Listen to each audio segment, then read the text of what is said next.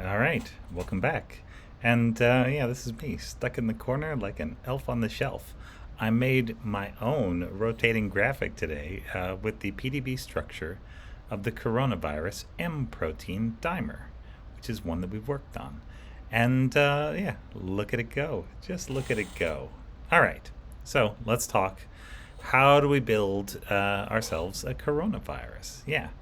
And so these are all the parts that you can see up here. You got your spikes that stick out. You got your membrane protein, which is also sometimes called the matrix protein, or just abbreviated M. I think most people know it as M in the membrane. And that's these little brown things that look like an amphora. And then you've got nucleoproteins in here. That's the little green circles, and the green line is meant to be the RNA. And we know that these nucleoproteins don't sit in like one long helix like this. It's actually in little sections of helix that are sort of bent in between the sections. And the sections tend to be roughly the same size each time. And then there's a little bit of protein called E. And we think E is there to sort of make a little closing net around the particle. After it buds, it sort of pinches the neck and then releases the virus from the cell, like that. So yeah, there you go. That's the E protein. And so SEMN is the order they appear on the genome. Yeah. Or SMEN if you want. That's neat. Okay, so this is the nucleoprotein. So the nucleoprotein, remember, is the chaperone for the coronavirus RNA. And so it's right there to meet the RNA as it comes out, that molecular pore, and it sort of wraps up the RNA and makes a little helix. And here you can see the little helix sections, and they're adorable. They look like little eggs in a nest. And here you can see a close-up on one of them. Each of these little bumps is one of the nucleoproteins, and they come in pairs like that. And the pairs are lined up like spokes on a wheel, so they sort of go around, and so you get this sort of helical appearance, just like that. And yeah, people have solved structures of both of the parts of N, but not really solved the structure of the complete N. They've kind of modeled it, and it's okay, but it could be better. Yeah. All right. So that's the N protein, and so that's going to protect the RNA, and N goes wherever the RNA goes. Next, the most important budding factor is the M protein, and the M protein exists as a homodimer, which means HOMODIMER. It means there are two copies of M, and they go right beside each other, and the two copies of M actually interact with each other. Now, these are a special kind of dimer. In the paper, they showed it kind of upside down to the way I see it, which is the way I set the model. And so that's why all the labels look like they're upside down. It's because I flipped it upside down. So it makes sense mentally, visually. The, let's see. The M protein dimer exists in two forms. So there's a short form and a long form. And the short form's on the top, and the long form's down here at the bottom. And the long form is a little bit more narrow and long, stretched out that way. The short form is a bit fatter and shorter. Yeah. And we think they do different jobs. So there's a little bit in here called a hinge region. And the hinge region is pushed all the way up here, actually in the membrane, in the short form, and it's kind of pulled out just a little bit, but just a little bit clear of the membrane. So it's actually maybe just resting next to the membrane in the longer form. And likely this is going to be a thing that's important in virus assembly. At least this is a thing that we've proposed in the past would be important.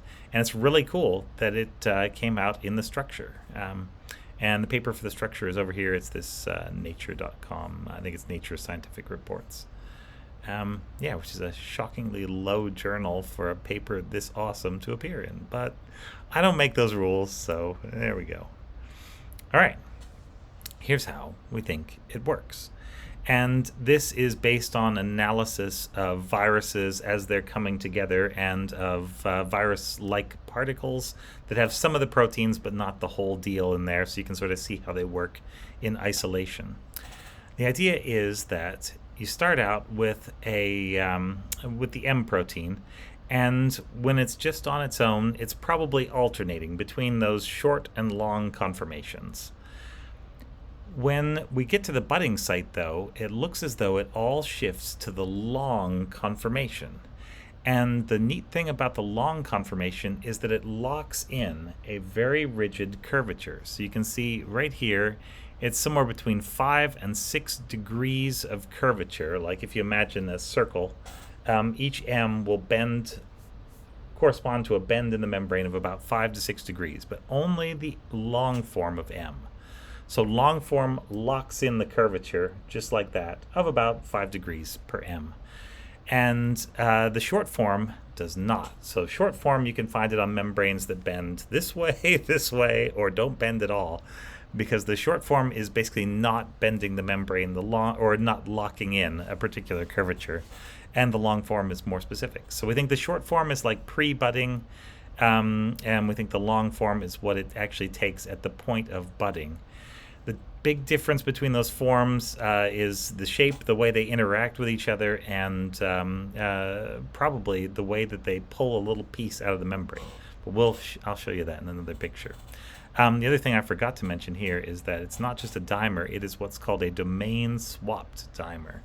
So that means that this helix up here from the gray subunit is actually in between the 3 of the other M protein. And this helix of the colorful version is actually jammed between the 3 there. So it's like they each had 3 helices, but they've kind of swapped one. Sort of like that. Yeah. So yeah, domain swapped homodimer. That's our M protein. All right. Now, what do we know here? Well, we can also tell from these same sorts of studies that the virion is able to curve more effectively, and it's able to produce smaller, more efficient virions that use less protein, basically, when there are all the factors there, when there are spike and E and N and the genome present. Take away any one of these and you get particles that are more variable and tend to be bigger, which means less efficient. So from this we can conclude that most probably S protein, E protein, N protein, and somehow the genome all influence us toward more of the long conformation of M. Because when you think about that curvature, if you have 2 long M's, that's fine. This one bends by 5 degrees, this one bends by 5 degrees, so you bend it by 10 degrees, and just do 36 more of those, and you'll have 360 degrees. We're imagining like a cross-section of the virus, but it would work in a sphere as well. But every time you have a short M, that's okay. It's just you don't bend the membrane. So you move over a little bit, and you don't create that curvature. So you need 36 of these things. No, you need whatever, 5. I don't know. You do the math. Yeah. You need a particular number of M protein dimers in order to get all the way around 360 degrees. Yeah, it escapes my mind right now. Probably 36 times 2. All right. So what's the other protein in there? Well, the other protein in there, this is just like a meet the parts section, is going to be called the E protein. And E protein's real name is the envelope protein. And if you're thinking the M protein is the membrane protein, and a membrane is an envelope, and the E protein is also an envelope protein, it's like, didn't they name those kind of the same thing? The answer is yes. But the M protein is always called M, the E protein is always called E. And they're both in the same viral envelope / membrane. For extra trivia, which you do not need to remember, they used to call the M protein E2, or E2, I think, and the spike protein was E1. And those 2 names got moved out to S and M, and then they brought in another one to just be E all by itself. Isn't that terrible? So E forms a pentameric channel that's like an ion channel. So that's one of the things that E can do. E, as we remember from the last slide, can also influence M to be in the long M conformation. We don't know exactly how that happens, but it appears to be one of the functions of E. And E is basically found at the site of where we cut off. So budding is like where the virus proteins and contents, the RNA, are sort of bulging out of the cell. About like that. Looks like a little light bulb coming out. Kind of like this drawing over here. Then the last step in budding is the cutting. Only we don't say cutting because this is science. We say it is the scission phase. Scission like scissors. Ooh. And so scission means cutting. That's SCISSION. Yeah. And so E's do the scission, we think. And then E's are mostly left behind at the site where the virus just left. There are usually only one or two of these E pentamers that get included into the virion. And they're probably just there by accident, really. We don't know that they have any important function after they're in the virion. People have looked, and evidence is not there. Here is the nucleoprotein. And so this is a model. Now, real structure parts are for the N-terminal domain and the C-terminal domain. Everything else, before, between, and after, that is all modeled. So these are things that make sense energetically, but have not yet been demonstrated in reality. And the other thing that we know about the nucleoprotein, N, is that it is somewhat flexible. So probably this is maybe one of the shapes that N can adopt, but probably it can bend. So like the N-terminal domain and C-terminal domain stay the same, but they can kind of, get closer, farther, like that. Bendy.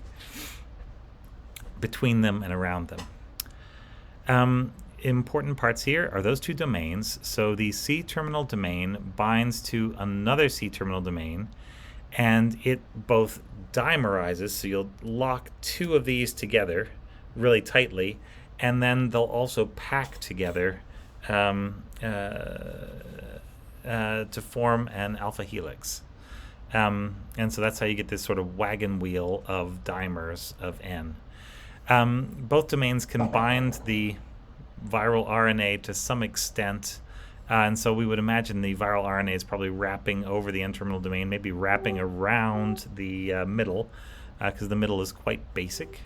And the RNA will associate. It's not repelled by the C-terminal domain. So, yeah, nobody's seen a full structure of N with the RNA on it. That'll be a cool thing if someone's able to get it, but I don't know that N is ever going to be consistent enough and well-behaved enough to get a structure. So we'll see. We will see.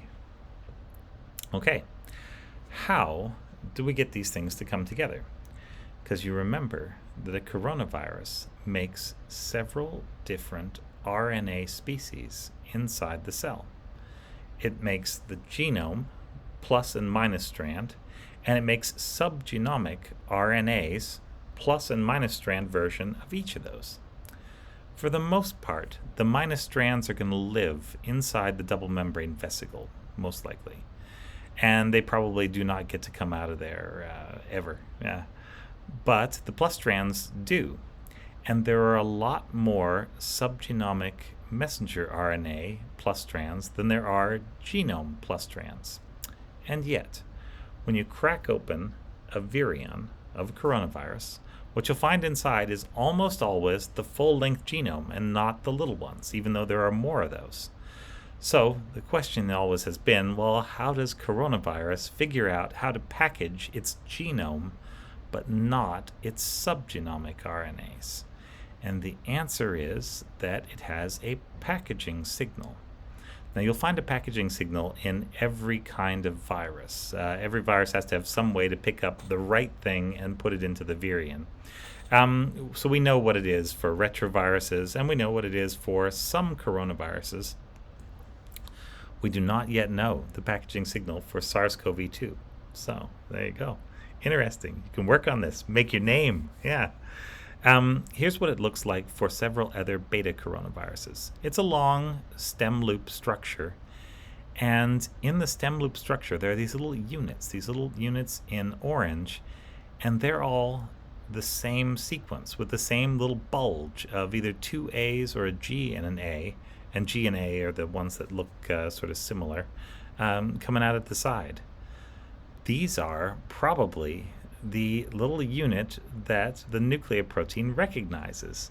And so once a nucleoprotein binds to each one of these things, probably you got 4 nucleotides binding on the MHV version, then it ought to be able to go on and then bind the rest of the genome.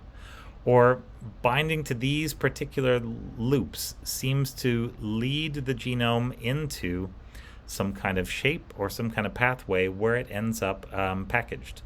And we don't know the particulars of that. We just know that if you have this thing in there, you can put whatever has this particular sequence into a coronavirus particle. Yeah, so nothing else to talk about with that. It's kind of neat. Except to say that, so this is a sequence that's important for the RNA. And if you think about it, where would this thing have to be in order to discriminate genomes from subgenomic? Well, it would have to be in some sequence that you find in the full-length genome and you don't find in any single subgenomic RNA. And if you remember, the subgenomic RNAs have everything the same at the 3' end, and they all contain at least the nucleoprotein gene. And then they have everything the same in those first 75 nucleotides, which are called the leader. So it has to be somewhere after 75 and before the start of the next subgenomic RNA, which is usually for the spike gene. And lo and behold, it is. So in the regular SARS coronavirus and MHV and some of the others, in MHV, this sequence is located right here. It's in the NSP15, and so NSP15, you'll maybe remember, is an endonuclease that's involved in shutting down host immune response before it starts. Basically, stops the virus from getting detected. We're not sure exactly how, but it's doing something. It's cutting RNA in some way that means that the cell is not able to mount an effective immune response. And lo and behold, this protein has 3 domains. Here's 1, here's 2, and there's 3 up here. And there's a big loop between domains 2 and 3.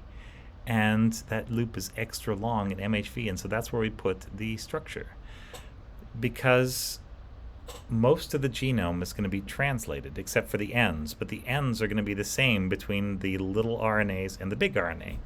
So basically the only place the virus can put a packaging signal means it's got to be both coding for protein and packaging. And so the virus has just modified this normal enzyme with an extra little loop there, which doesn't matter to the enzyme, and which allows this to be like an important RNA signal that doesn't mess up a protein. So, yeah, that's how it works. It's kind of interesting. All right, what's the process like? Here's the process. And again, there are some unknowns here. So the gray and yellow and red thing here, this is the nucleoprotein. This is the N protein. This little bulgy stem loop thing, PS, is the packaging signal. So this is the RNA unit, which is found in NSP15 of most coronaviruses, most beta coronaviruses. And then here is the matrix protein, the M protein, right up here. And so you can see that that is embedded in the membrane, as it should be. Because it's got those domain-swapped dimer. Those are 6 transmembrane helices, and so they're always in the membrane. And this one is shown in the long conformation, because it's the long conformation is going to be driven by binding to the nucleoprotein, or the genomic RNA. So M may be able to interact with the nucleoprotein. it would appear that if it does, it's the N3 region that is actually going to interact. And I'm going to pause this video right there, and we'll pick it up in the next video.